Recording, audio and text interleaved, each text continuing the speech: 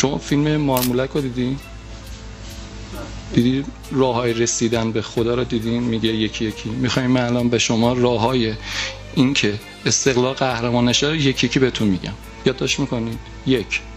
برین استادیوم ساعت 3 بازیه، 1:30 و فدراسیون نامه بزنه 2 تا بازیکنت نمیتونن بازی کنن. یعنی یه تا اینقدر هماهنگ. رفتم تو زمین میگن این 2 تا نمیتونن بازی. این بازی محلی، محلات بازی میکنن. اینا که دارم میگم بهونه نیستا. دارم یکی که میگم یادداشت کن. همه بسیج شدن آقا این 2 تا سربازن. چیکار کردیم با این 2 تا جوان؟ شماره 3 تیم استقلال رو نیمه اول 10 نفره کنید که ببازه. من الان پیشنهاد میکنم راه دیگه پیدا کنید. 10 نفره هم تیم مجیدی نمیبازه. حالا یه راه دیگه پیدا کنید، یا مثلا 9 نفره کنید. کارهایی که مربیای دیگه کردن من کرده بودم، به قرآن مجید ساعت 12 ظهر میدون آزادی دارم زده بودی. همون روز من یه مسابقه کردم، گفتم دکون باز کردن. شما دیدین چیکار کردن برای من؟ ممنوع کاری. 8 صبح زنگ میزنن آقا 5 میلیون بز جریمه شدی.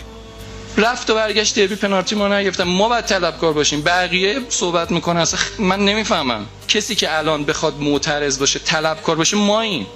من بهونه نمیارم اصلا، دنبال بهونه دوره نگم فردا فرار به جلو کرده، ولی دوست ندارن استقلال قهرمان بشه.